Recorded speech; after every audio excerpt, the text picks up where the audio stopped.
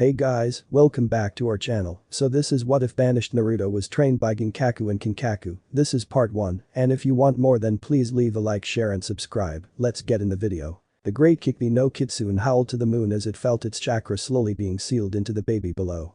Kikbi glared down at Minato and Kushina as they smiled at their child as Kikbi slowly began to vanish.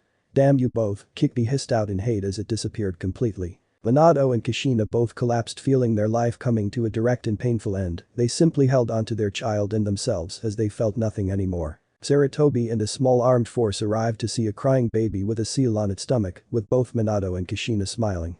I was too late, Sarutobi mumbled, looking about the destruction and devastation. You didn't deserve to die like this, you two. Sarutobi reached forward and grabbed the wailing baby as the other Konoha forces arrived. Sarutobi looked around at the different faces to see an array of emotions: anger, fear, confusion, and then despair. What happened? Shikaku asked with a rare trace of anger in his voice. I thought Kikbi was sealed in Kushina. Sarutobi never felt more exhausted than he did right now as he gazed down at the tiny child in his arms. Shikaku followed his gaze with his eyes widened in realization as he saw the seal gently fade away. I need to call an emergency meeting, Sarutobi announced as he began to walk away, but just before he vanished into the cold night he turned around to see the ninja group mourn over the falling Hokage. Why did it have to be you, Minato? With that, Sarutobi vanished into the cold night, leaving behind the grief-stricken men and women. Order, order, order. Sarutobi yelled out to be heard over the council. I know we are in a crisis. Crisis, echoed a calm and calculated voice of Danzo. You don't believe that to be a little bit of an understatement, Sarutobi. I mean, we've just lost quite a bit of our shinobi forces and our Hokage on top of that. Sarutobi narrowed his eyes at Danzo, seeing the gears already turning in the old hawk's head. What are you suggesting? Sarutobi questioned with suspicion already in his voice. The Kyuubi was sealed into Naruto, Danzo gestured to the sleeping baby in the crib. If you give him to me I can train him into being the perfect weapon. This brought mixed emotions from the council members, some were agreeing to it, others were shocked by it, but the angrier members suggested just killing the boy. The council once again erupted into a giant angry debate, this time over the fate of the child. Sarutobi banged his fist against his desk with enough force to crack the surface. Once again silence covered the chambers. We will not kill Naruto, Sarutobi glanced at Danzo with a blazing fire in his eyes. And he will not be turned into a weapon. Danzo's grip on his cane increased until everyone heard an audible cracking sound. Do you understand, Danzo? Yes, Hokage-sama, Danzo dipped his head in a slight bow, but it was barely noticeable. Everyone watched as Danzo turned and left the council room, leaving behind an eerie silence. Outside the room the only sign of Danzo's anger was his cane, which had a profound crack going down it. You don't have the nerve to do what is needed to be done, Sarutobi. If I must I will take matters into my own hands like I've done once before. With that Danzo turned to the hallway and left. Two lone figures were jumping from tree to tree, sweat dripping from their bodies, but both wore smiles of excitement. They don't give up easily, do they, Kinkaku? Ginkaku looked at his brother, who only grunted while taking a peek behind him to see 4 figures jumping after them. You would think they would learn after we killed most of them. Kinkaku gripped a fan in his right hand tightly. Bashmsen Hai no Maki, banana palm fan coil of fire. Kinkaku stopped on the next branch and turned around while swinging the fan, releasing a blazing wave of intense flames, causing the other figures to disperse. Ginkaku and Kinkaku watched a blaze slowly engulf the forest into an inferno. This should buy us some time. With that the two began to jump away again, leaving their pursuers behind the flames. Where is the nearest village? Ginkaku questioned with a cocked eyebrow. Hanahagakure is the closet. Well, let's hide there for a few seconds. Ginkaku stared at his brother as he began to form hand seals for Henge. Smart thinking, little brother, Kinkaku stated as he began to do the same thing. With our massive chakra reserves our transformation are more lifelike than what any regular shinobi can produce. Ginkaku smiled a mischievous smirk as he and his brother vanished in a cloud of smoke. Sarutobi pinched the bridge of his nose as his unfocused eyes scanned the area around him. Konoha didn't take the fact that Kyuubi was still alive and sealed inside a mere baby. Almost everyone started biting for the child's blood, forcing Sarutobi to enact a new law. If someone speaks about the Kyuubi to anyone of the younger generation they would be killed. Sarutobi turned his eyes to the door as he heard footsteps approaching in an almost hurried fashion. What's wrong now? Sarutobi thought as the door swung open, revealing Fugaku-ichi. You needed to speak to me, Fugaku announced with a calm tone that was only betrayed by the nervous gleam in his onyx eyes. Yes, I did, Sarutobi stated, gesturing to the chair in front of him as he kept his eyes locked on Fugaku's. But before we get to the real issue, how is our wife handling Kushina's death? Fugaku's eyes darkened with a barely contained flame of anger as he turned towards Naruto. She is heartbroken to say the least, Fugaku commented as he kept his eyes on the sleeping baby. Sarutobi let out a sigh directing Fugaku's attention back to him. I see you hate the child as well. Sarutobi stood up and turned his back to the Uchiha head. No, Hokage-sama, I don't hate the child, Fugaku proclaimed with his same calm tone. But I just don't see him being able to hold the Kyuubi back. I mean, he is just a baby, and a child that pure is easily corrupted. Sarutobi turned his head back to Fugaku as he continued. I'm just wondering if you made the right call to dismiss Danzo's help in training the boy. Fugaku suddenly stiffened as Sarutobi turned his eyes to him, releasing killer intent with it. I stand by my word, was all Sarutobi said as he turned back. We are all tired, Fugaku. Maybe I could ask my question tomorrow if it isn't too much trouble. Of course, Hokage-sama. With that, Fugaku stood up and bowed before departing the room. Sarutobi turned to the sleeping Naruto with a sad smile. Now, the question becomes where you are going to stay. Naruto gave a big yawn and smiled as he turned over. Ginkaku and Kinkaku entered Konoha and were surprised at the amount of destruction. Did we miss something? Kinkaku looked down at his brother, who looked like a merchant with a straw hat. I don't know, but we missed out on the fun. Kinkaku chuckled slightly as they continued through the destroyed village. After using the henge, both Kinkaku and Ginkaku looked like any other merchant, but the only difference is that they both still gave off a small amount of their powerful chakra. They continued their stroll until they saw a group of Anbu heading their direction. We couldn't have been found out. Ginkaku looked at Kinkaku as he gritted his teeth, but the Anbu suddenly turned, revealing the Hokage with a baby in his aged hands. I wonder why a mere baby needs protection. Kinkaku looked around and saw all the glares of hate directed, not at the Hokage, but at the tiny bundle in his hands. Kinkaku and Ginkaku froze in place as they felt the demonic chakra coming off the baby. Looks like Kyuubi's got a new host, Ginkaku responded with a dull tone, but couldn't keep the excitement out of his eyes. Kinkaku nodded his head and the two followed the group to an orphanage. Should we go and greet our brother? Kinkaku turned his now glowering red eyes to Ginkaku and smiled. Yeah, Kinkaku made a move to go forward and stopped. But we wait until nightfall, that way we can't be interrupted. Ginkaku smiled and continued to watch Naruto's fading form with fiery gleam in his eyes. Sarutobi left the orphanage with a sigh as he thought the owner was not happy, but still took the boy. Sarutobi rubbed his eyes as exhaustion began to creep into his old bones.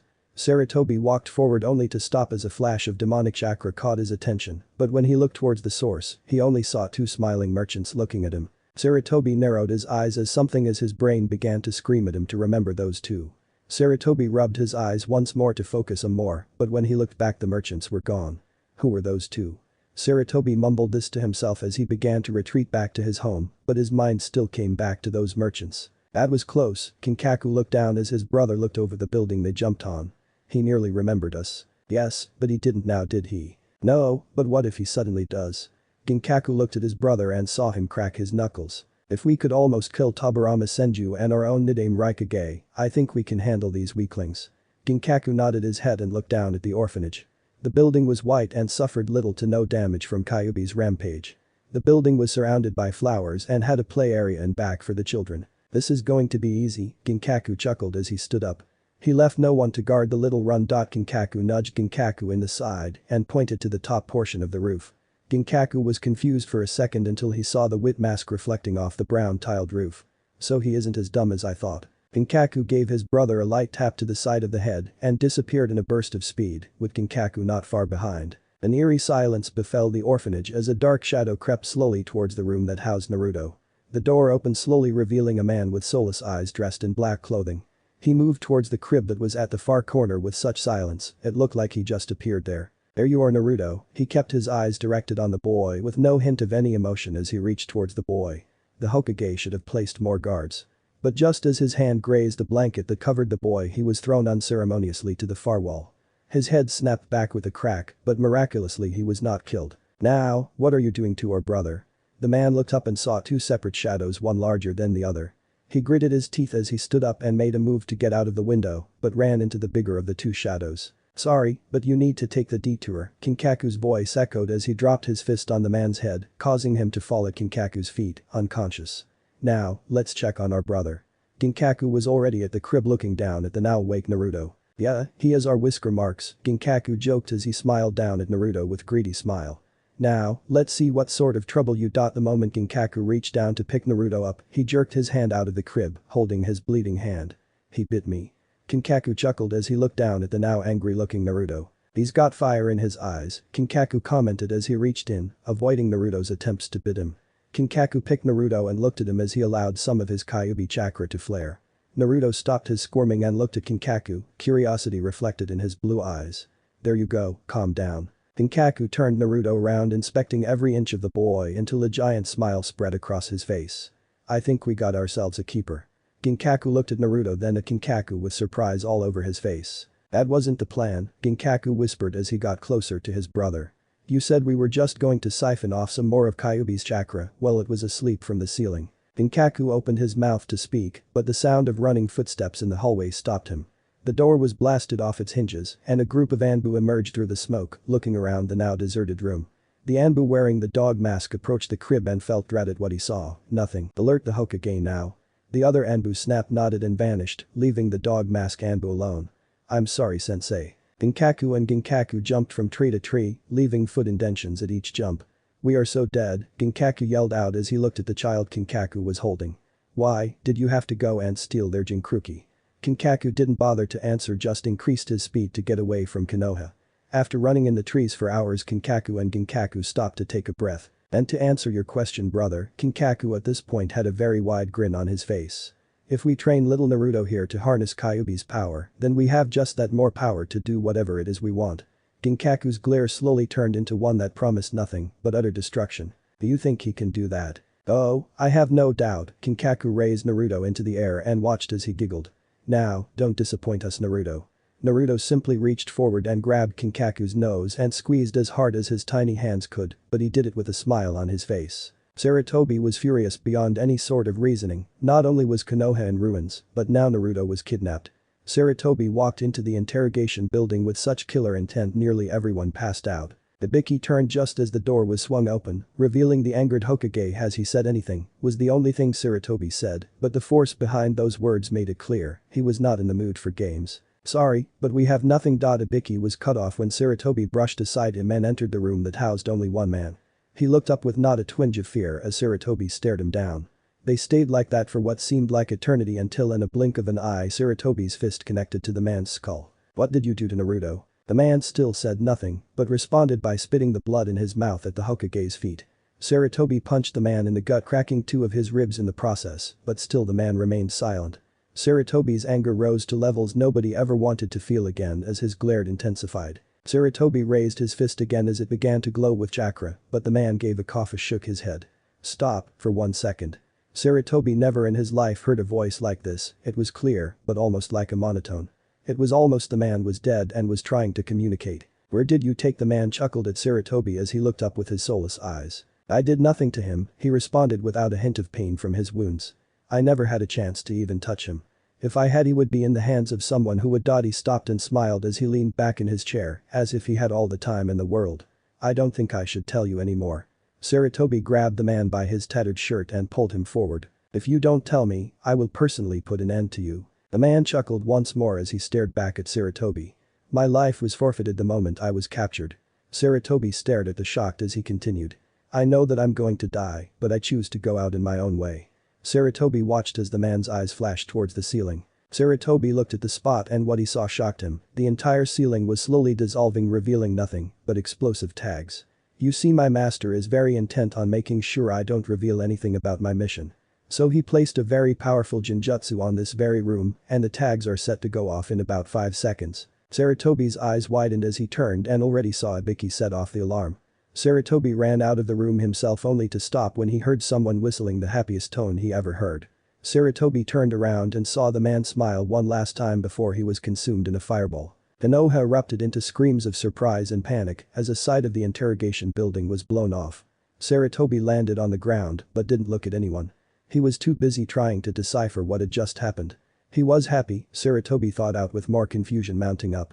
Whoever that was, he was happy that he didn't give out any information about his mission. Now, one question haunted Sarutobi completely: where was Naruto? Ginkaku and Kinkaku were walking through a deserted town that looked like a Jinchuriki went on a rampage here. We always miss out, Ginkaku pouted, causing Naruto to giggle on his back. What do you have to laugh at? Ginkaku yelled at Naruto, but when Ginkaku turned his head to glare at him, he saw a very grumpy-looking baby. Before Ginkaku could utter one more word, Naruto latched onto his face and began to pull his hair and kick with his feet. Ginkaku let out a scream of surprise and began to run around the area while trying to remove the baby from his face. He's biting my forehead now. Ginkaku began to roll on the ground trying to dislodge the small child, but only for him to grip all the harder. Ginkaku looked down at the two with amusement as he gently pried Naruto off Ginkaku. Now, that is a fighting spirit. Kinkaku paused for a second and smiled even bigger. Now that you are with us you need to have the name. How about Kikaku, Copper Horn? Ginkaku looked up at his brother with a raised eyebrow as Naruto giggled even more. So we're changing his name? No, but it is what we will call him. Kinkaku placed Naruto on his shoulders. We'll tell him his true name when things cool down, but for now his name is Kikaku. Ginkaku nodded his head and turned towards the destroyed town. This looks like a good place to camp out for a while. Kinkaku looked at Naruto with a curious look in his eyes. What do you think? Naruto responded by laughing, causing a small but very light smile to appear on Kinkaku's face. I thought so. Sarutobi was sitting behind his desk with a distressed expression as he looked out towards the streets of Konoha. It has been over 6 years since Naruto's kidnapping, and no matter how far or wide they searched, they could not find a single trace of the Uzumaki. After the incident the council was divided in two. One side saying that they must continue the search, the other suggested placing Naruto's name in a bingo book. The reason for the bingo book addition was because he contained the QB, and if he was trained against Konoha he could become a problem. Sarutobi sided with the side pushing to continue the search, causing the other side to boil with anger. Sarutobi turned his dull eyes towards the door just as it opened to reveal Fugaku Uchiha. You wish to speak to me? Fugaku claimed in a leveled voice as he stared at Sarutobi. Yes, I did. Sarutobi leaned back into his chair and sighed. Tell me, what do you think of Naruto's situation? I don't understand. Sarutobi raised his hand to quiet Fugaku and smiled at him. I'm asking what you would have done. Fugaku sat in silence for a few seconds, choosing his words carefully. I would search for Naruto. Was the subtle reply that made Sarutobi release the breath he was holding. But if I couldn't find him I would have no choice but to place him in the book. Sarutobi continued to look outside as Fugaku looked on with puzzlement in his eyes. You want to ask me something else? Sarutobi turned his aging eyes to Fugaku with a considering gaze in them. No, that is all, Sarutobi announced as he gently dismissed the Uchiha head. Have a good night, Fugaku. Fugaku bowed his head and left, leaving Sarutobi to ponder his thoughts alone. Fugaku, I wish there was some other way, but this is the only solution. Sarutobi turned his gaze to the darkened sky to see a lone figure silhouetted by the moon. I'm sorry, Itachi. But that the figure vanished in a whirlwind of leaves. Naruto ran around a tree as Ginkaku chased after him. Get back here. Ginkaku was waving around a flat sword menacingly. I'm going to skin you alive. Naruto was smiling from ear to ear as he ran from the tree to a nearby building that was missing its roof. Naruto just got under a table when the door was violently blasted apart, revealing a very demonic-looking Ginkaku. Where are you, Ginkaku? Ginkaku had the sword hidden behind his back as he looked around with an innocent look on his face. I was just playing around, I would never hurt my baby brother. Naruto stifled a giggle as Ginkaku continued his manhunt. Ginkaku turned his back to the table Naruto was hiding under, allowing Naruto to slip past. Ginkaku's ears twitched as Naruto stepped on a branch outside. I have you now, runt. Naruto sprinted away from Ginkaku, who was gaining speed on the blonde. Naruto at this point was panicking as his brother was about 4 feet away from him. Naruto turned to Ginkaku only to smack into a large object that didn't budge. What's going on here? Naruto looked up and smiled at Ginkaku, who continued to survey his brothers. Ginkaku smiled triumphantly as he lifted Naruto by his shirt's collar. Now, what am I? Ginkaku was interrupted when Kinkaku smacked him in the back of the head. Ginkaku fell to the ground with a dazed look as Naruto took the opportunity to hide behind his bigger brother. He was trying to hurt me, Naruto pouted, pointing to the sword lying on the ground. And I did nothing wrong to him. Kinkaku looked at Naruto with a mischievous glint in his eyes as a small smile broke out on his face. Ginkaku, I know better than to believe that. Naruto's response was sticking out his tongue and running away, but Kinkaku had already anticipated this and grabbed his shirt. Naruto went to remove the garment only for Kinkaku to pick him up and sling him over his shoulder with ease. Kinkaku looked at Ginkaku to see him shaking his head to remove effects of Kinkaku's smack. You hit me, was all Ginkaku said as he turned to Kinkaku and watched him smile even bigger and walk away with a squirming Naruto. You gave me a headache, was Kinkaku's response, awarding him with a growl from his brother. Kinkaku continued to walk with Naruto slung over his shoulder until they reached a small building that was for the most part was intact. Kinkaku laid Naruto on the steps, but Naruto made a move to bolt from his brothers, only to get caught once more. Now Ginkaku, what did you do this time? Naruto turned and wore a smile that resembled a fox in the act of trickery. I just thought he would like some fish. Ginkaku's face showed confusion as he turned to see a very angry Ginkaku. In short, he put a live fish in my pants. Kinkaku coughed to hide the chuckle that escaped him, but it still earned him a glare from his brother. It's not funny.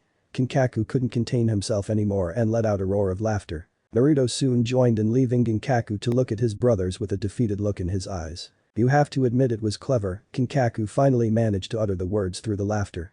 Ginkaku opened his mouth to respond, but closed it with a considering reflecting in his eyes. Kinkaku turned to Naruto and held out his hand to help Naruto up as he ushered him to the building. Time for bed, Kinkaku. Naruto looked at Kinkaku, who only glared at his brother with a promise of revenge. Alright, Kinkaku. Naruto looked back at Ginkaku and smiled. Good night, Ginkaku.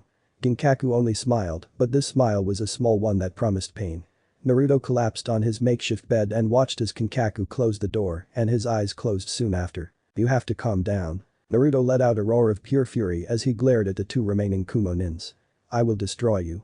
Naruto growled out as red chakra began to dance around his body like a raging inferno. You made the biggest mistake messing with my friends. Naruto pushed off the ground and vanished in a blur of speed. Naruto reappeared in front of the two nins with a chakra claw already descending upon them. The last thing Naruto heard was a girl letting out a scream. Naruto jerked upwards with sweat pouring down his back, only to see that he was in water. Where am I? Naruto mumbled as he scanned the area with worry in his eyes. Ginkaku, I'm sorry, but this isn't funny.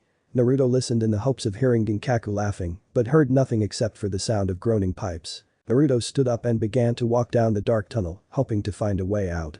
Naruto's began to lose all hope as he continued down the endless corridor, but just as he was about to give up, he saw a very faint light.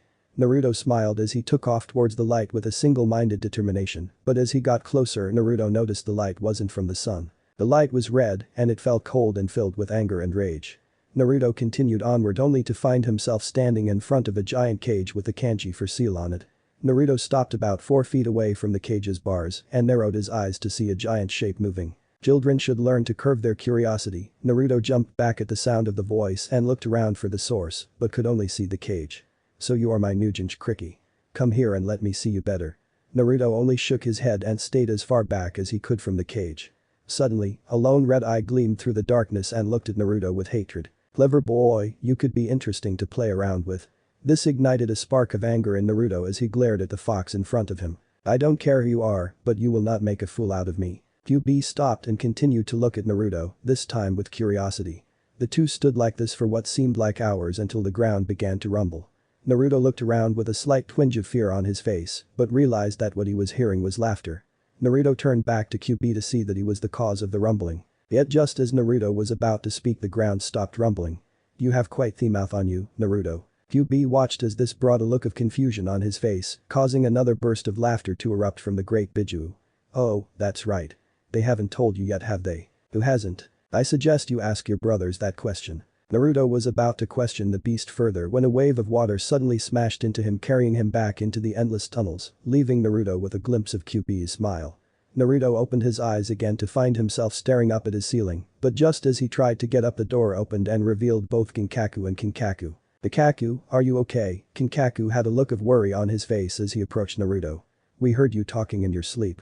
Naruto looked at the ground as the voice he heard replayed itself over and over again until Naruto couldn't take it. Naruto, this was all Naruto needed to say as Ginkaku and Kinkaku swallowed hard. Who is Naruto? Kinkaku and Ginkaku shared a look and nodded to each other. Who told you that name? Kinkaku's voice was leveled, but his eyes betrayed his anxiety. I'm not angry, it's just that we didn't plan on you learning that name yet. He was a giant fox. Kinkaku and Ginkaku both cursed, causing Naruto to look at them with a smile on his face. I guess it was just a dream. No, it wasn't. Ginkaku looked at his brother to see a small glare. He is going to learn sooner or later. Learn what? Your original name is Naruto Uzumaki. Kinkaku looked at the ground as he leaned against a post. We found you about to be taken by some strange man to do who knows what. We learned about your name when Konoha began to send people out to look for you. Naruto looked at the ground with a look of betrayal on his face as his brother continued. You have to understand something, Naruto. Ginkaku and I had to do what we did. You are known as a Ginkaku, that is a title giving to people who have one of the 9 Bijuu sealed in them. Naruto looked back up at Kinkaku with some tears in his eyes as he tried to hold his sadness back. That means you were never my real brothers. Ginkaku looked away as Kinkaku held Naruto's stare. Naruto felt trapped, feeling more alone than he has ever felt before as he looked at the two he called brothers. Naruto, we are you brothers? Kinkaku smiled at Naruto as he sat on Naruto's bed with a sigh. But you have to understand that Ginkaku are treated like garbage, no, worse than garbage. If we hadn't done what we did you would have grown up alone and mistreated for a long time, maybe even forever." Naruto couldn't hold back his tears any longer and soon was crying as Kinkaku wrapped his arm around Naruto, bringing him into a comforting hug. Kinkaku looked up at Ginkaku and nodded towards the door. Nodding, Ginkaku left the two alone as Kinkaku slowly rocked Naruto back and forth. Soon Naruto cried himself back to sleep, allowing Kinkaku to slip out without disturbing him. "We're getting too deep, bro." Kinkaku turned and saw Ginkaku leaning against the wall with a vague look. "Oh, how so?"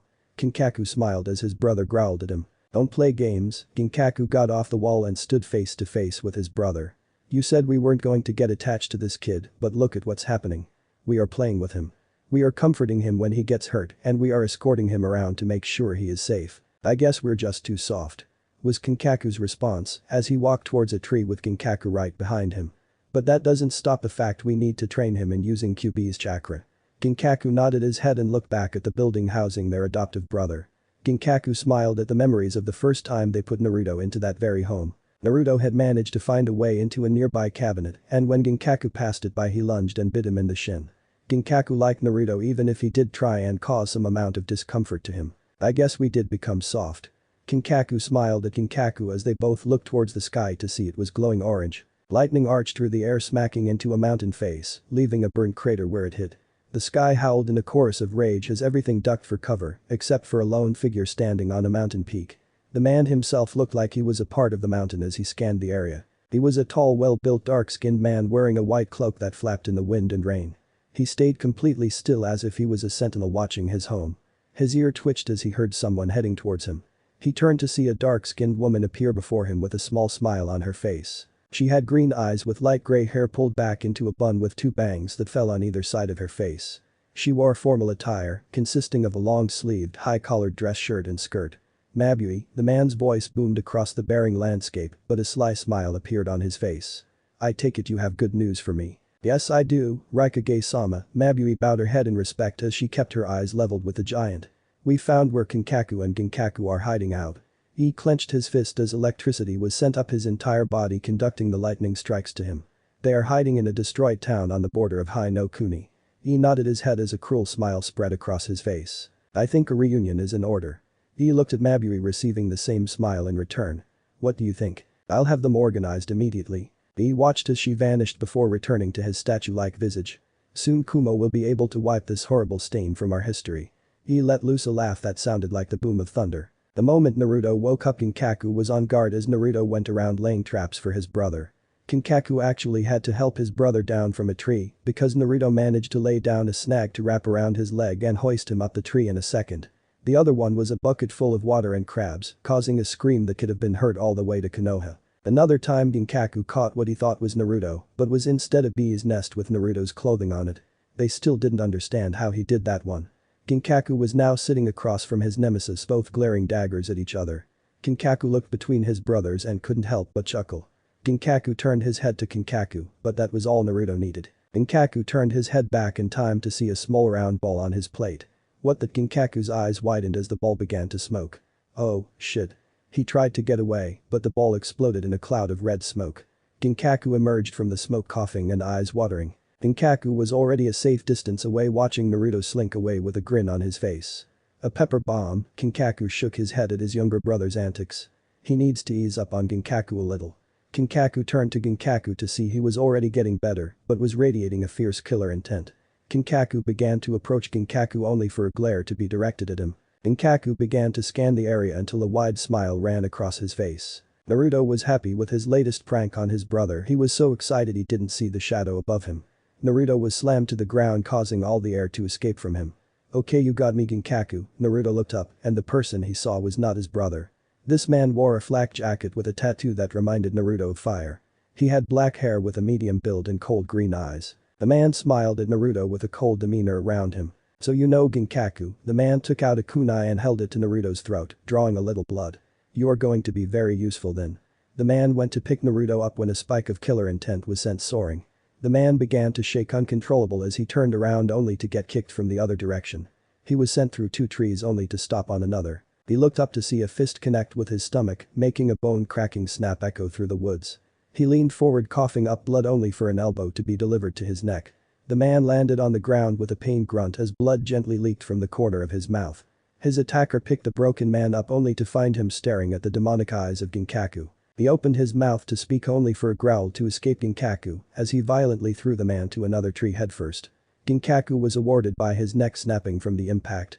Ginkaku watched the body fall to the ground, giving one final growl. He turned to Naruto only to find him next to a tree shaking. "Naruto, are you okay?" Naruto looked at Ginkaku to see he didn't have those demonic eyes of his, but was looking at Naruto with worry. Ginkaku reached toward Naruto only for the snapping of branches to cause Naruto to jump towards his brother while he turned to the noise with anger reflected in his eyes.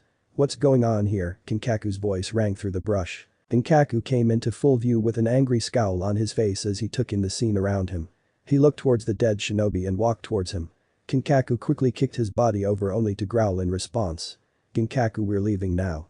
Kinkaku turned and began to walk away from the scene, causing confusion from the two. Ginkaku looked back at his dead prey and saw two things that caused his heart to stop. One was the Kumagakure headband and two was the golden horns tattooed to the man's jacket. "Naruto, we have to go, okay?" Ginkaku looked down at the shaking boy and picked him up, causing Naruto to grip Ginkaku tighter. Ginkaku ran after his brother as he pulled a small orb out of his pocket. "Naruto, can you do me a favor?" Ginkaku waited for Naruto to nod his head before continuing. "Could you look up?" Confused by his brother's request, Naruto looked up only for tomato juice to be poured on his face. Naruto let out a yelp of surprise and wiped the juice from his face as his brother laughed. "That's only just the beginning of my revenge, little runt." Naruto looked up at Ginkaku and saw he was still smiling, causing Naruto to smile as well. Ginkaku waited until Naruto passed out before dropping the smile completely and adopted something close to a tiger about to tear someone apart. "You saw the symbol too?" Kinkaku looked back at Ginkaku with a frown on his face. "That means not only did they find us, but they are serious about getting rid of us." The Kinkaku Butai, Golden Horn Force. Ginkaku had a dazed look in his eyes as he began to remember Kinkaku's and his time in that very organization. "This won't be easy, brother." Kinkaku nodded his head and kept running through the trees, looking out for any slight movement that might betray an ambush. Ginkaku kept his movements precise, taking extreme care not to break anything as he tried to get his brothers out of the danger zone. Ginkaku kept his eyes forward, never noticing the large shadow above him. Ginkaku let out a grunt of pain as a large object was dropped on him. Ginkaku released his grip on Naruto by accident, allowing the concealed individuals a chance. Ginkaku crashed into the forest floor, looking up to see a struggling Naruto in the hands of the other members of the Kinkaku Butai. "Bikaku!" Kinkaku screamed out, but stopped when a kunai was placed against the boy's neck. "Now that is better," the scared man announced with a calm tone. He was an extremely well-built man with scars running down his entire body. He had uncaring black eyes with white hair framing the sides of his face. "Now that everyone is here, we can begin." The man nodded to the other three members of his team and they jumped to action. "You remember me, don't you, Kinkaku?" Kinkaku growled his response as a chakra sealing tag was placed on him and Ginkaku. "Well, if you don't let me remind you." The man unstrapped his flak jacket, taking great care not to let Naruto go. Kinkaku's eyes widened as he saw a giant scar that resembled something that was spun around and around. Aken, lightning attack, memories began to flood Kinkaku's mind as images of him standing over Taken's broken and destroyed form appeared. "You survived that night." Taken smiled at the look of disbelief on Kinkaku's face as he and Ginkaku were tied up. The other members smiled and nodded towards their leader, receiving a nod in return. Aken looked down at Naruto with a sinister gleam in his eyes. "Yes, I did." Kinkaku watched in his horror as the kunai was plunged deep into Naruto's gut. Taken watched the boy gasp in pain as he was pushed out of the tree. "But your brother won't be so lucky." Kinkaku struggled against his bonds as Naruto's prone form hit the ground on his back. "I'll kill you." Ginkaku was almost foaming out of the mouth in rage, but Taken simply waved him off. Taken jumped off the tree and landed in front of Kinkaku with a small but dangerous smile. Kinkaku growled at him but received a vicious punch to his gut for his response. "Now, there is no need for that. He is just a child." The response surprised Taken as he looked at Kinkaku with a calculating look. "Please, just heal him and we won't fight back."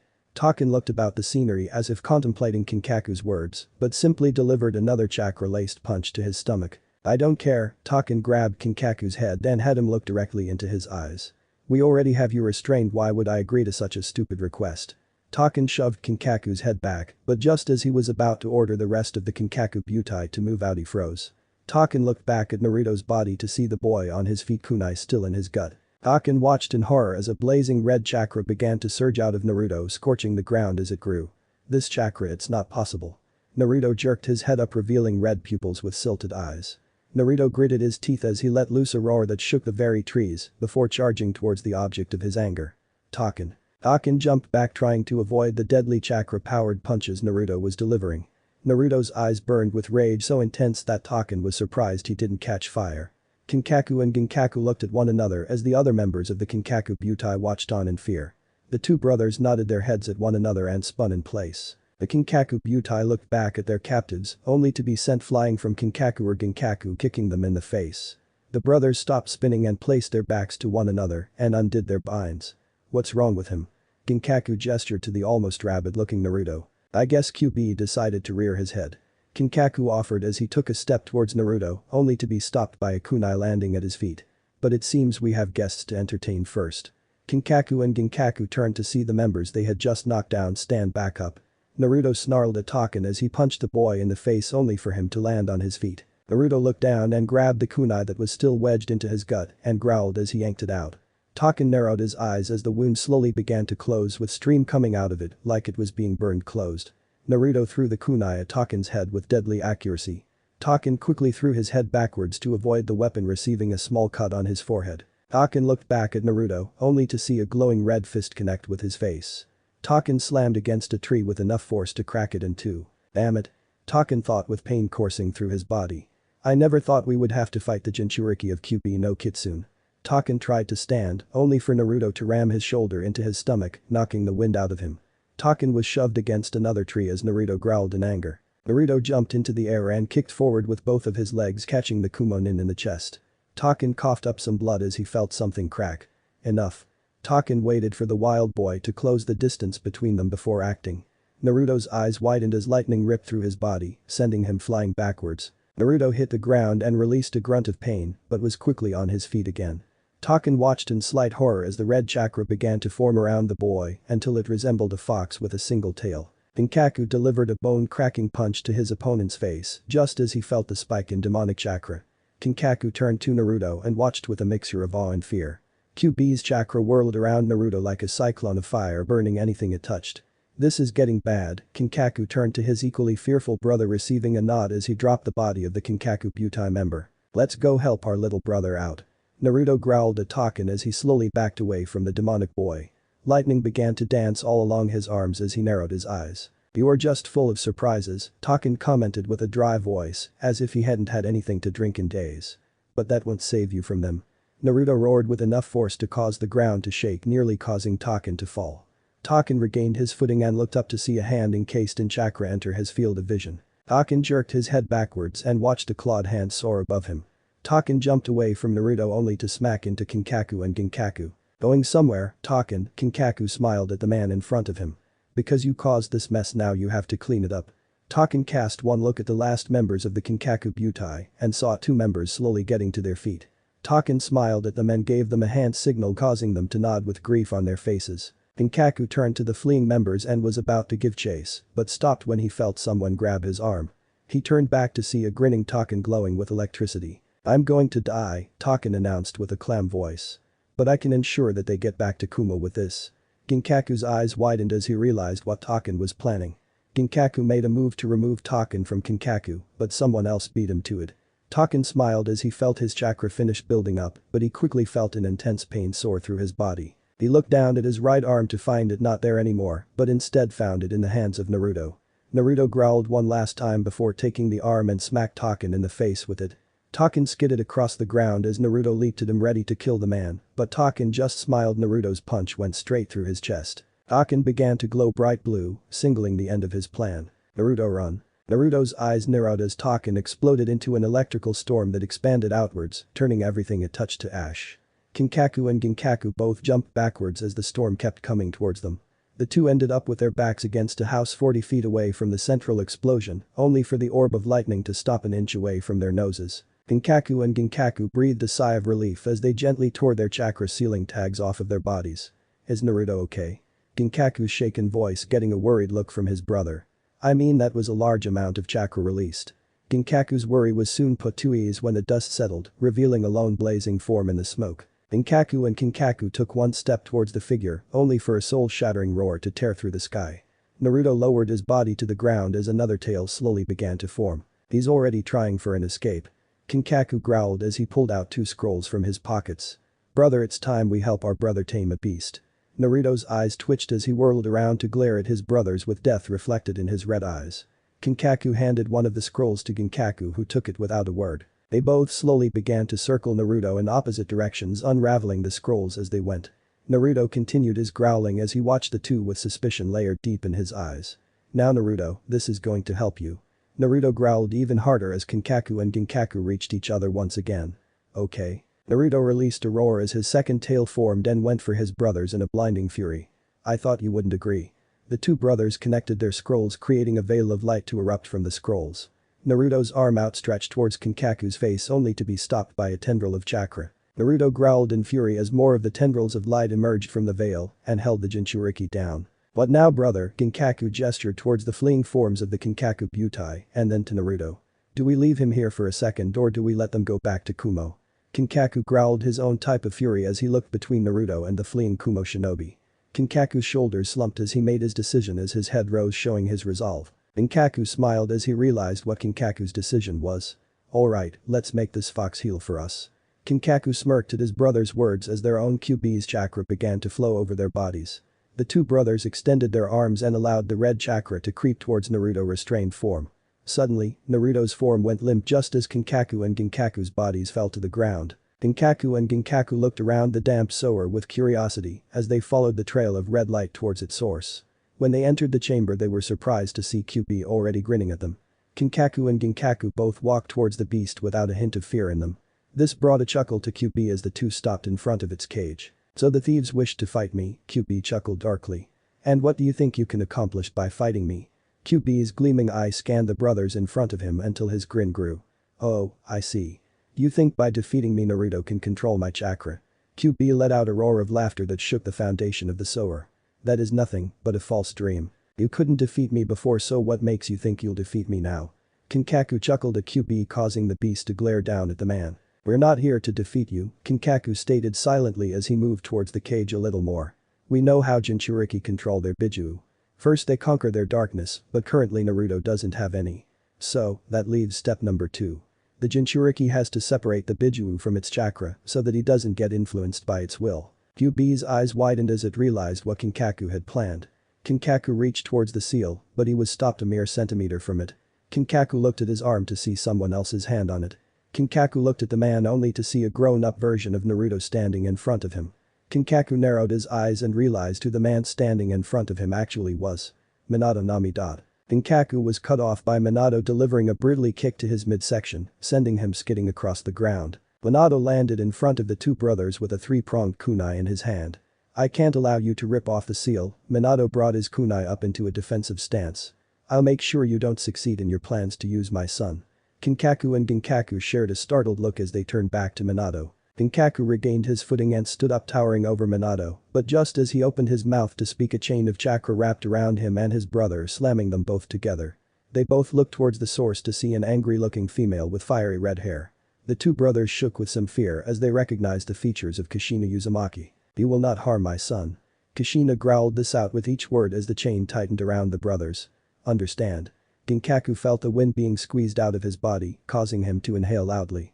Kinkaku looked at his brother with worry in his eyes as he looked at the two people he didn't want to meet. Ginkaku's mind began to whirl as he tried to think a way out of the situation they were in before it was too late. The technique they used created a bridge so they could enter Naruto's mind, but there was 2 problems with using this. 1, if they got killed their minds would shatter from the force, and 2, it required a large amount of chakra to use. Ginkaku's eyes flashed crimson as he felt his QB chakra flare up. Look, we are running out of time. Kushina and Minato shared a confused look, but neither let down their guard.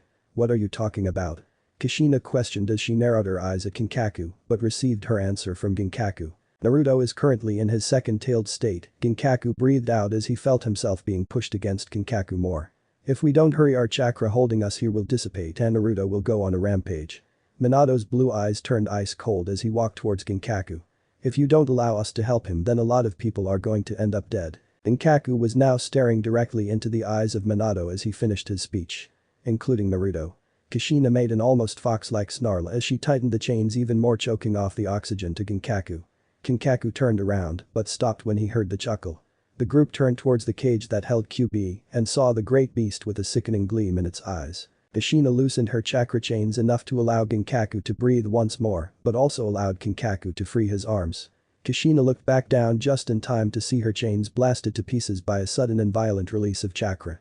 Kinkaku turned towards Kushina as his chakra cloak slowly formed three tails. "We are not here to hurt Naruto." Minato simply dropped into a defensive stance as he glared at the man in front of him. "Why should we trust you?" Kinkaku looked between Kushina and Minato, then back towards QB. "You tried to end the life of one of our Hokage." Kinkaku breathed a sigh as he let his QB chakra go. Kinkaku picked his brother up as he turned back to the two. "Because we care about Naruto," Kinkaku proclaimed with a smile. "We may be willing to betray anyone to get to the grand prize, but we watch out for our own." Kushina's eyes softened a little, but that didn't mean she was trusting Kinkaku. "At first we saw Naruto as a way keep our own skin safe, but the little twerp, even though he puts Ginkaku through hell, has grown on us." That was when Kinkaku's eyes turned hard and cold as he glared at the two in front of him. "That is why we are putting our life on the line so he can control this beast's chakra. If we can pull the chakra away from QB, then it will be all the easier for Naruto to control it." Kinkaku turned to Kushina, who looked away quickly, causing Minato to look at her in worry. "You know what it's like to live with this beast. You have a chance to make Naruto's life easier if you'll help us." Kinkaku offered his hand, getting mixed looks from everyone. Minato stood up and walked towards the man and grabbed his hand in a flash. Kinkaku smiled even as he felt the seal slithering up his arm. "If you try anything funny." "I understand." Kinkaku pulled his thumb across his neck and made it droop to one side. "I'm a dead man." Minato nodded his head and turned to QB's cage. Minato walked towards the beast, getting a growl in response. Minato reached forward until his fingertips touched the cage bars and turned towards the three people standing behind him. "Let's get this over with." With that, Minato and the others vanished in a flash of white light. Naruto opened his eyes and took in his surroundings, noticing that everything was brighter than it should be. He continued to look around until he stopped on something that made his heart slam straight into his throat. Kinkaku and Ginkaku were both laying with their backs to a crater covered in blood and gash marks. Naruto stood up only to find himself standing in a crater and covered in blood, but found no wounds on his body that it could have came from. Naruto climbed out of the small crater and crawled towards Kinkaku and Ginkaku's prone forms with fear in his eyes. As Naruto got closer, he breathed a sigh of relief seeing his brothers breathing. Naruto reached forward and gently touched Kinkaku only for him to groan in pain. "Are you guys okay?" Kinkaku and Ginkaku opened their eyes and stared up at a worried Naruto and managed to work up a small smile. "Yeah," the two said in unison. "We're just a little banged up from that fight." Naruto continued to fret over his wounded brothers as he set out to find any bandages to cover their wounds. Once Naruto was out of earshot, both the brothers dropped their smiles. Kinkaku looked down at the large gash on his arm and chuckled as he tried to sit up. "That was the most painful fight I think we've ever had." Ginkaku nodded his head as he stood up on shaking legs. The fight with QB didn't go all according to plan. The brothers, along with Minato and Kushina, finally subdued the beast, but only after a sacrifice. Kinkaku and Ginkaku's QB chakra was used as a focus point to draw out the great beast's power, but in response their QB chakra is slowly being drained from their bodies. Ginkaku looked up in time to see Naruto coming back holding as many bandages he could carry. But the question is, Kinkaku, was it worth it? Ginkaku didn't have a response as the two resigned themselves to being bandaged by their adoptive brother, but neither one of them noticed the dark form slowly meld in the dark trees. Sarutobi sat in the council room listening to the latest news on Naruto's whereabouts. Things didn't look good for the blonde Jinchuriki. The council was once again in an uproar about whether to place the boy in a bingo book or not. "We need to act now," Danzo roared out as he glared at Sarutobi. "Your blind devotion that we can find him is going to be the end of us." Sarutobi's eyes flashed with a dangerous fire in them, causing nearly everyone to cringe in fear. Over the course of Naruto's absence, Danzo has grown more and more impatient with Sarutobi's peaceful way of going about things. The two were now seen most often fighting over almost anything. "You're crossing a very dangerous line, Danzo," Sarutobi warned with a voice that bordered on threatening. "I know perfectly what I'm risking by not putting Naruto in our bingo book." Danzo finally had enough and slammed his cane on the ground with enough force to create a crack. "So you'll risk the entire village for one child?" Sarutobi stood up and opened his mouth to protest, but stopped as he took in the entire council. Sarutobi let out a sigh as he took his seat once more. "I'm not risking the entire village for just a child." Danzo scoffed as he began to knead his cane into the crack. "Yes, we all know that he is Minato's child," Danzo stated with no emotion in his voice. "But sacrifices are what help create a village. Think about that, Sarutobi." With that, Danzo stood up and left with several other council members. Sarutobi let out a sigh of exhaustion as he dismissed the remaining members of the council, but became aware of someone looking over at him. He looked over and saw one of the only surviving members of the Uchiha clan. Mikoto Uchiha smiled at Sarutobi with a gentle look in her eyes. After the Uchiha massacre, Itachi reported to Sarutobi and expressed his distress at not being able to kill Sasuke. Sarutobi knew there was more for Itachi to say, so after much prying he found out what he was hiding. Itachi, in an attempt to make Sasuke stronger and keep him on the right path, spared his mom, but left her in a critical condition. Itachi then made Sarutobi promise not to allow any harm to befall his family before departing the village he loved. Mikoto gently stood up with as much grace as she could, but couldn't keep the slight limp from her step. A bad day just keeps getting worse. Sarutobi nodded and just shook his head. But you're going to do it, aren't you? Sarutobi looked up at the Uchiha and cringed from the look of sadness in her eyes. Mikoto, in order to honor her fallen friend, was one of the main supporters of finding Naruto. Sarutobi was also in that category, but they both knew it was just a matter of time. I'm sorry, Mikoto. Mikoto smiled at Sarutobi, but couldn't keep the tears from her eyes. I understand. Mikoto turned away from Sarutobi and walked down the aisle of empty seats. But it's just hard, you know. Sarutobi looked back at the Uchiha woman who was sporting a smile that brought a certain red-haired woman to Sarutobi's mind. I lose my best friend, then her son is kidnapped, and finally my son is forced to leave because of something his clan was planning. It's just a lot to take in. The tears kept falling no matter what Mikoto did to stall them. Sarutobi stood and strolled across the room, and before Mikoto knew it, she was in a hug. She looked up to see tears shining in Sarutobi's eyes as well. It'll be okay, Mikoto. Sarutobi stated with sincerity in his voice. I'm sure everything will work out. Now go home and get some rest. Mikoto nodded her head and walked out, leaving behind a very conflicted Sarutobi. Sarutobi walked out of the council room as he made his way to his office. Please, forgive me, but this is for the best. 4 weeks later, Naruto was sitting on Ginkaku's shoulders as the two ate their respective meals. After the battle with QB, Ginkaku and Kinkaku noticed changes in Naruto's personality and stamina.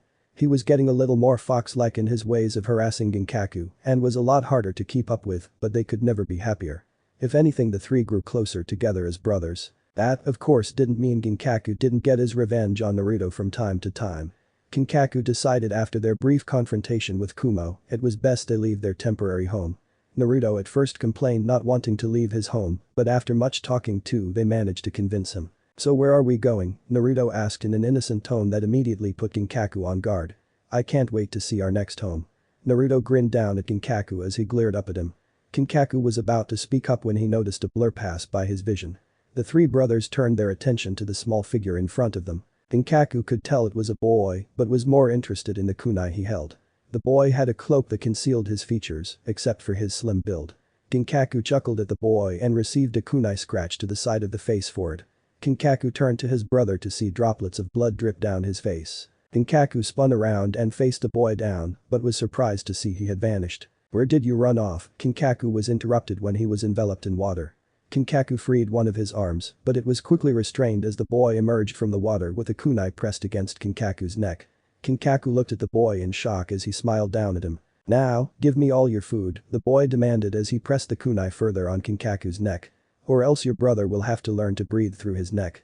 Ginkaku growled at the boy, but then smiled as Naruto waved at him with a smile as well. The boy looked at the two in confusion until he felt a painfully jolt.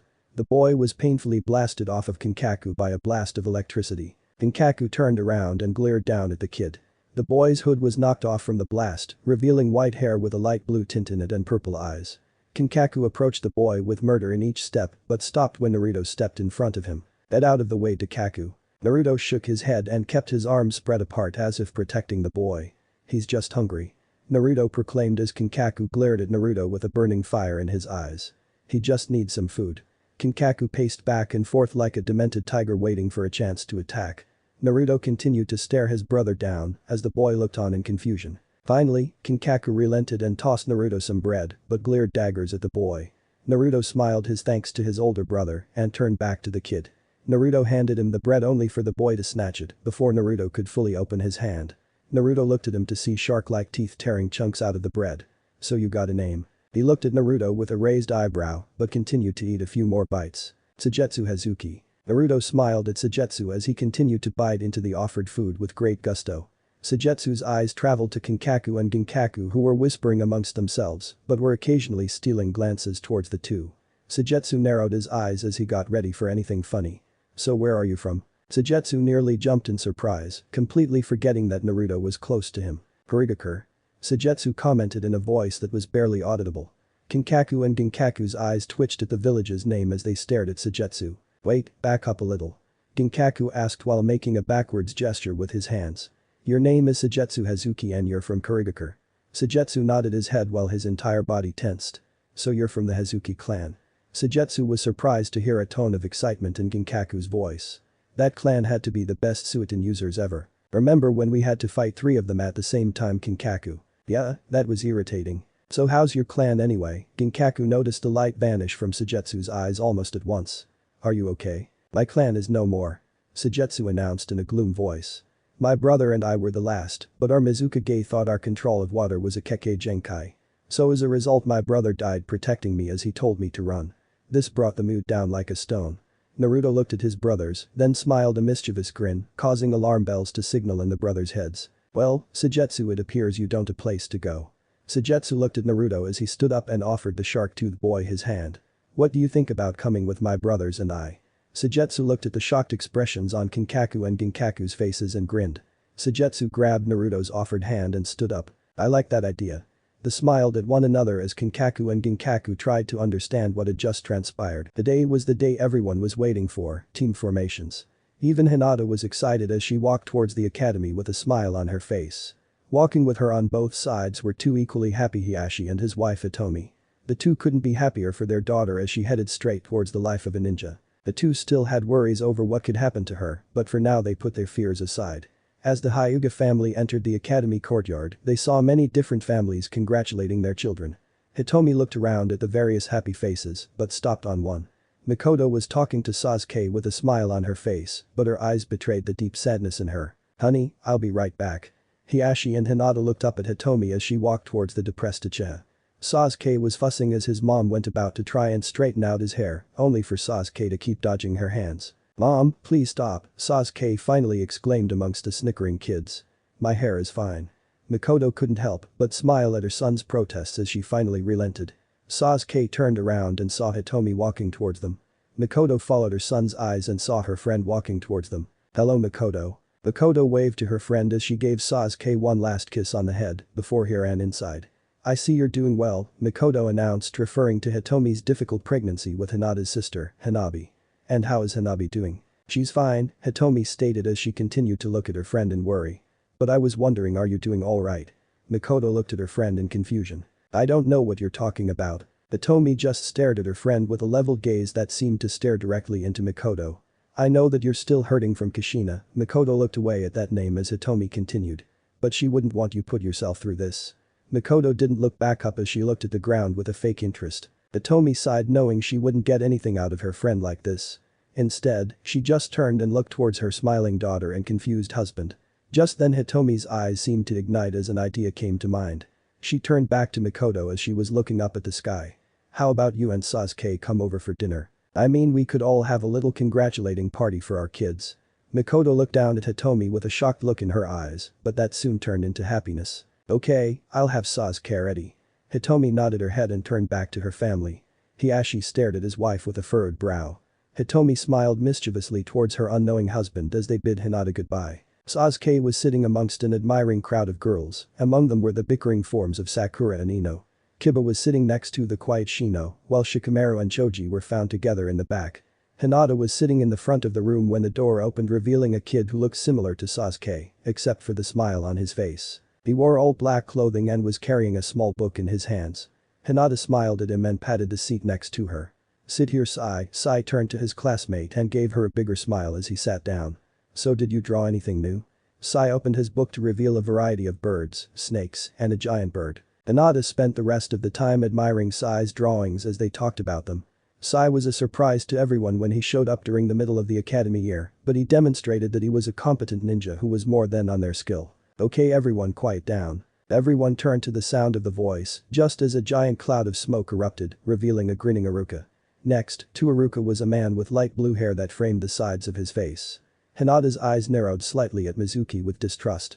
Ever since she first saw Mizuki, Hinata just couldn't place it, but she just couldn't trust the man. It wasn't the Mizuki himself, it was the way he looked at everyone, almost like he was looking at vermin, but his smile kept almost everyone from seeing it.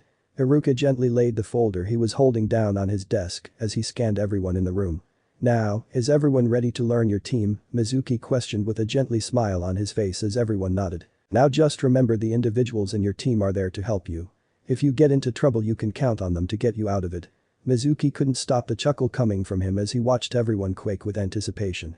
"Should we stop torturing them, Iruka?" Iruka glanced at his friend and gave him a smile as he opened the folder.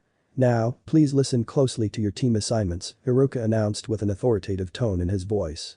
"Now, some of the teams will be left unfilled because we don't have enough students to fill them. Team 7 will be Sasuke Uchiha, Sakura Haruno, Sai, and your sensei will be Kakashi." Everyone covered their ears as Sakura screamed out in joy while other girls deflated. "Now that we have that out of the way. Team 8 will be Hinata Hyuga, Kiba Inuzuka, Shino Aburam, and your sensei will be Kurenai." Hinata smiled towards her fellow teammates, who gave her nods of a silent agreement. Team 10 finally is Ino Yamanaka, Shikamaru Nara, Choji Akimichi, and your sensei will be Asuma. Iruka looked around at the students and noticed some were happy, but others looked indifferent to the whole thing. "Now, you have some time before you met your sensei, so please take this time in order to get to know your team." Iruka and Mizuki left with that word, leaving the newly formed teams to themselves. The result was almost immediate. Almost everyone seemed to materialize next to their respective teammates.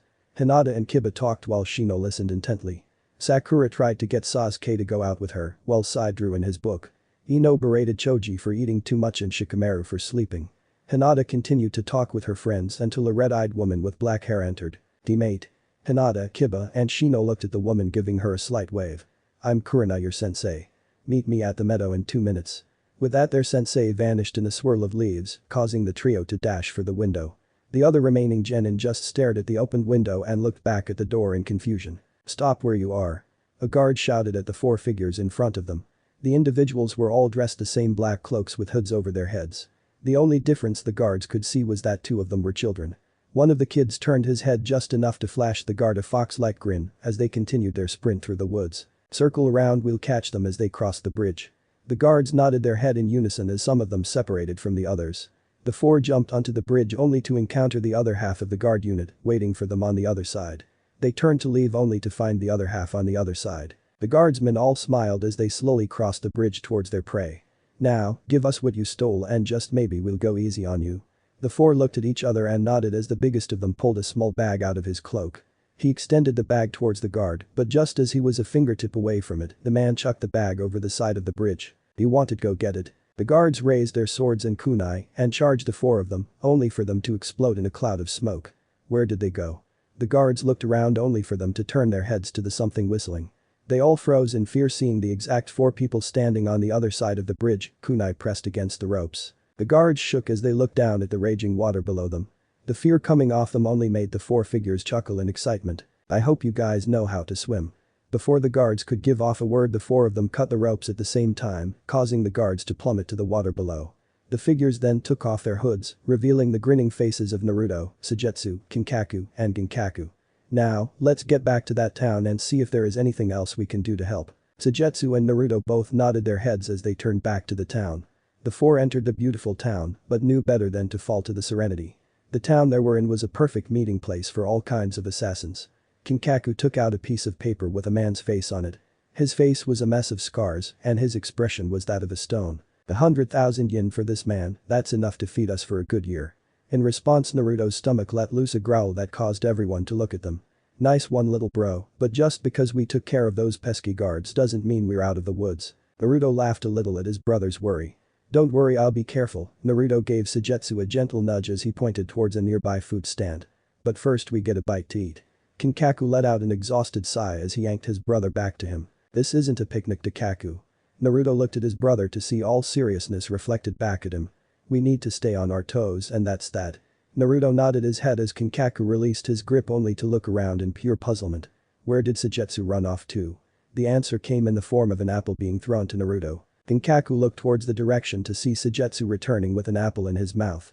Kinkaku opened his mouth to berate Suigetsu, but an apple was thrown into his open mouth. Kinkaku glanced at his brother and chuckled as Kinkaku glared at him in irritation. "That's a good look for you, bro." Kinkaku slapped Ginkaku on the back of the head as he walked off with others following. Everyone turned towards the four newcomers with a mixture of suspicion and anxiety. Kinkaku slowly escorted the group into a nearby bar that smelled of sake and smoke. The bar was filled with a variety of people, but almost all of them were drunk. Stay close. Naruto and Sujetsu both nodded towards Ginkaku as they made a beeline towards a lone drinker at the far end of the room. The man slowly lowered his glass to the ground when he threw four small round balls across the room. Flash bombs. Everyone in the bar all turned to the commotion only to witness the flash head-on. Kinkaku narrowed his eyes as his vision slowly began to return and saw that the back door to the bar was opened. He gave Naruto and Sujetsu a small signal to follow the man through the door. The two nodded as they took off after the man. Get out of my way. Everyone slammed themselves against the opposite walls of the alleyway to avoid the man running through them. Naruto and Sujetsu rushed past everyone jumping from wall to wall above their heads. The man exited the alley just in time to see Kinkaku's fist enter his field of view. The man's head slammed against a brick wall behind him before he slumped down to the ground. Naruto and Sujetsu landed next to the man, but the grins they were wearing vanished almost immediately. Even Kinkaku and Ginkaku looked at the man with confusion evident in their eyes. The man they were chasing was dissolving before their very eyes. It wasn't like he was melting, it was like his skin was simply washing away. The process continued until there was a different man lying before them. Brother, what the hell just happened? Ginkaku didn't answer Naruto's question in words, instead he grabbed both him and Sujetsu before taking off towards the town's exit. Naruto held on as Kinkaku applied enough chakra into his feet to leave foot-sized craters in the ground. It was a trap all along. Ginkaku's eyes narrowed as he began to give everyone they passed by a calculated glance. We have to get out of here right now. Naruto and Sujetsu looked at each other in confusion. Why, brother, what happened? Kinkaku didn't answer his question, which scared Naruto even more, knowing his brother was truly afraid. Sasuke, Sai, and Sakura were all still sitting in their classroom awaiting their sensei. Sai was sitting drawing aimlessly but kept glancing towards his fellow teammates. Sakura was prancing back and forth, muttering about how their sensei is late. Sasuke was looking about with barely a hint of emotion in his features. Sai returned to his picture to see a small snake. Just then the door opened to reveal a man with silver hair that seemed to defy gravity. He gave everyone a glance as if he was trying to measure their worth. My first impression, Kakashi stated. I think you're weak. Sasuke's eyes twitched in a slight display of anger. Sakura glared at her sensei with a glare on her face. Sai just smiled up at Kakashi. Meet me at the roof now. But that last word, Kakashi vanished in a swirl of leaves, leaving his team to take the stairs. Kakashi was waiting on the bench when his team opened the door behind him. Kakashi gestured to the chairs in front of him, indicating that he wanted his team to sit. Now I want you all to tell me a little bit about yourselves. Kakashi-sensei, what do you mean? Kakashi glanced toward Sakura and gave her an eye smile. Okay, I guess I could give you an example, Kakashi said as he crossed his arms and leaned back. My name is Kakashi Haddock, I have some likes, but just as many dislikes. My dream is undecided at this point. Everyone just stared at Kakashi with a mixture of shock, confusion, and anger. Now, it's your turn, Pinky. Sakura glared at Kakashi with hate at her nickname, but continued nevertheless. My name is Sakura Haruno, Sakura announced with a clear voice. She gave Sasuke a loving glance, but quickly tore it away. I dislike loud and idiotic people. My dream is to someday marry a certain someone. She giggled at that, causing a slight groan to escape Kakashi. Alright, Mr. Gloomy, you're next. Sasuke shared a glare that never wavered with Kakashi as he spoke. My name is Sasuke Uchiha. Sai and Kakashi both noted the angry coming off of Sasuke as he continued. I have many dislikes, but not a lot of likes. My dream is to revive the Uchiha clan and to kill a certain someone. Kakashi gave Sasuke a sad expression and made a mental note to inform Mikoto about Sasuke's dream. Alright, now it's our artist's turn. Sai didn't close his book, but spoke as he continued to draw while glancing up at Kakashi every few seconds. My name is Sai, Sai spoke in an emotionless voice. The only two things I like is my brother who is currently ill and drawing. My dream is to help my brother get better. Kakashi nodded, but knew there was something else that Sai wasn't saying. Kakashi sighed as he stood up and fully looked at his team with a steady gaze. Tomorrow meet me at training ground 3 for your final test. Kakashi raised his hand to stop Sakura from interrupting him as he continued. The first test was just to weed out the weak, this is the true test. Oh, and don't eat anything or you might throw up. With that, Kakashi left, leaving his team confused. Sasuke stood up and turned to leave when Sakura jumped up. Sasuke, would you like? No, besides my mom wanted me home as soon as I was done here. Sasuke left on that note, leaving behind Sai and Sakura. He's different, Sai announced as he stood up with his finished drawing. Sakura turned around only to see Sai's picture. It was a picture of Kakashi, Sasuke, and her all in different poses like he drew them from separate areas. But there is hope in this team. Sakura looked up and saw the sly little smile on Sai's face, making Sakura turn with an angry blush on her face. Sai, since I don't have anything to do and since I don't know you that well, would you like to go eat some ramen? Sakura looked up and saw Sai thinking about her offer before nodding his head. Sakura nodded her head as well, and the two of them left heading for the only ramen store in town. Sasuke entered the Uchiha compound to already see his mother waiting for him outside in a kimono. Sasuke narrowed his eyes as his mother walked towards him with a smile. "Come along Sasuke," Mikoto gently said with her smile unwavering. "We're going over to eat over at the Hyuga compound with Hiashi and his family." Sasuke walked along with his mother in a stunned silence until he regained his wits. Mikoto looked down at Sasuke as he stopped walking in confusion. "Why? Why what honey? Why are we eating with them?" Sasuke questioned with narrowed eyes. "And why are you so happy after what's happened to us?" Mikoto's smile dropped as a cold demeanor fell over her. "I, for one, want to celebrate with my friend over our family graduating to Genin," Mikoto stated with some anger. "I don't want what's happened to our clan dictate how I act to others. Now, are you coming with me or are you going to eat by yourself?" Mikoto stared at her son for a few more seconds before turning and leaving. Sasuke gritted his teeth as his anger bubbled inside him, but he soon gave in and followed his mom without saying a single word. Ginkaku and Ginkaku finally stopped running and released Naruto and Suigetsu. Kinkaku grabbed a hold of the nearest tree and ripped it out of the ground before throwing it. "How could we have been so stupid, Ginkaku?" Kinkaku shouted out. "We thought some common assassin who murdered only one man was worth that much." Ginkaku continued his rampage until barely any trees were left standing and he was standing with anger radiating off him. Ginkaku sat down on a tree stump with a thoughtful expression on his face as he stared at Naruto and Suigetsu's confused expressions. "We got lured into a trap," Suigetsu explained to the two as he gave them an angered smile. "And now we have to get out of this area before whoever finds us does." Ginkaku stood up and grabbed his brother and took him behind the only tree that was still standing. Ginkaku looked out of the corner of the tree and saw Naruto and Suigetsu looking around at all the destruction. Ginkaku turned around and saw Kinkaku lying against the tree. "I know," Kinkaku finally stated with a sad note in his voice. "We can't keep endangering them like this. If who is following us does find us and kills us, there is no telling what they will do to Naruto." Ginkaku sighed as he joined his brother on the ground looking off into the sky. Kinkaku picked up a nearby flower and looked at it as the petals flew off into the wind. "What do you think Naruto thinks about us?" Ginkaku turned to his brother and saw he was troubled. Ginkaku frowned as he contemplated the answer. "I can't give that answer," Ginkaku stated slowly. "But I won't hesitate to ask him that before we do what must be done." Kinkaku nodded his head as he stood up and walked towards Suigetsu and Naruto. The two stood up from their place on the ground.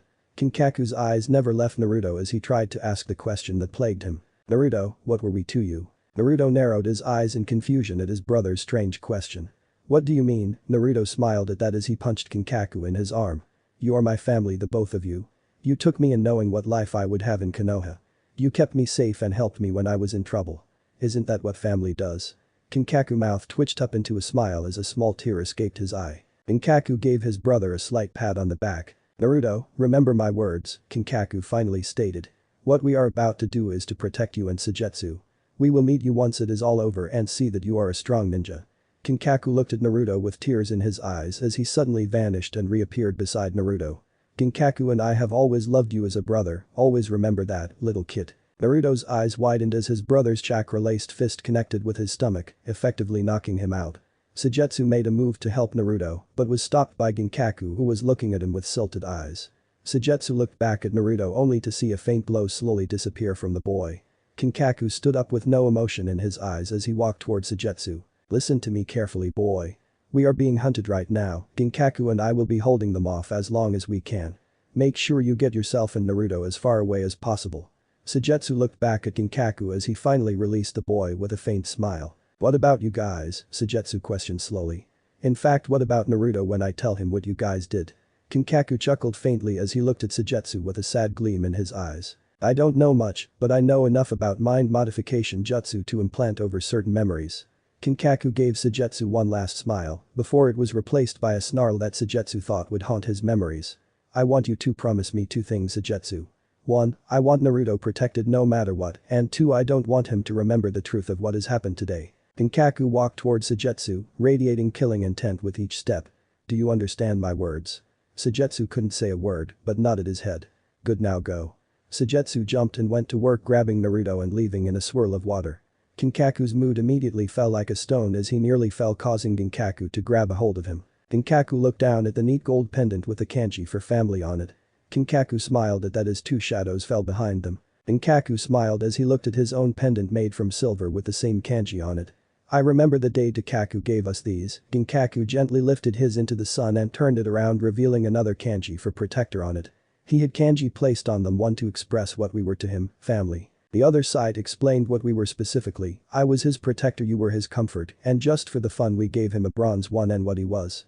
Ginkaku chuckled, remembering the memory fondly. He was our little trickster. Ginkaku and Kinkaku both turned to come face to face with their foes. I don't know if we should be honored or insulated that your Kage sent his two Jinchuriki after us instead of coming himself. B and Yujito both glared at the two brothers as they stood their ground. Don't worry, Yujito smiled at her words. Once we're done with you we will deal with your so-called brother. Suddenly the world seemed to explode as Ginkaku covered his eyes. Kinkaku erupted into a roar of chakra. Kinkaku fell to all fours as the red chakra molded around until six tails were behind him. You will not touch him. Ginkaku smiled as his own QB chakra came to surface around him. I think I'll agree with him, Ginkaku smiled an almost demonic sneer. Even if you defeat us you will not be in any condition to go after him, forget even defeating him. We are family, even if one of us falls the other will finish you off. Ginkaku and Kinkaku pushed themselves off the ground and charged straight at B and Yujito as their own Biju chakra covered them. Ginkaku and Kinkaku both thought the same thing before everything exploded into a bright light. Good luck, Naruto. So that's it for today guys, I hope did you enjoyed this video. If you do please leave a like, share and subscribe, thanks for watching.